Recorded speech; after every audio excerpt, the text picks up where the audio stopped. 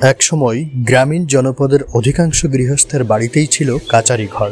কাচারি ঘর ছিল গ্রাম বাংলার ইতিহাস, ঐতিহ্য, কৃষ্টি ও সংস্কৃতির একটি অংশ। কালের বিবর্তনে আজ কাচারি ঘর বাঙালির সংস্কৃতি থেকে হারিয়ে যাচ্ছে। গেস্ট রুম কিংবা ড্রয়িং রুমের আদি ভার্সন কাচারি ঘর। এখন আর গ্রামীণ জনপদে কাচারি ঘর দেখা যায় না। আদিকালে মূল বাড়ি থেকে একটু দূরে আলাদা খোলামেলা জায়গায় কাচারি ঘরের অবস্থান ছিল।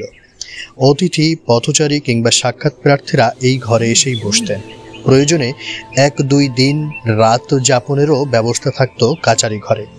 কাচারি ঘর ছিল বাংলার অবস্থা সম্পন্ন ও মধ্যবিত্তের গৃহস্থের আভিজাত্যের প্রতীক। চারদিকে ঢেউ টিনের বেড়ার সঙ্গে কাঠের কারুকাজ করে উপরে টিন অথবা ছনের ছাউনি থাকত কাচারি ঘরে, যা অতি প্রাকৃতিক বান্ধব পরিবেশ দিয়ে আবিষ্কৃত ছিল। তখনকার যুগে বৈদ্যুতিক পাখা না থাকলেও কাচারি ঘর ছিল আরামদায়ক শীতল পরিবেশ। তীব্র গরমেও কাচারি ঘরের খোলা জানালা দিয়ে হিমেল বাতাস বইত। আলোচনা, সালিশ বৈঠক, গল্প আড্ডার আসর বসত এই কাচারি ঘরে। আগের দিনে নিজেদের পারিবারিক অনুষ্ঠানে মানুষজন বেশি হলে ছেলেরা কাচারি ঘরে থাকতেন আর মেয়েরা থাকতেন ভিতর বাড়িতে। বর্ষা মৌসুমে গ্রামের লোকজনদের উপস্থিতিতে কাচারি ঘরে বসত পুঁথিপাঠ ও জারি গান। পথচারীরা এই কাচারি ঘরে ক্ষণিকের জন্য বিশ্রাম নিতেন।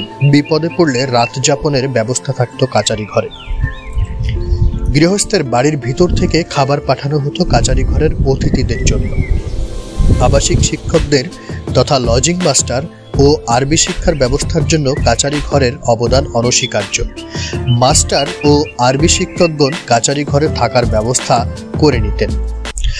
কোনো কোনো বাড়ির কাচারি ঘর সকালবেলা মক্তব হিসেবেও ব্যবহৃত হতো। তখন জানা যায় ঈশা খাঁর আমলে কর্মচারীদের খাজনা আদায়ের জন্য কাচারি ঘর ব্যবহার করা হতো।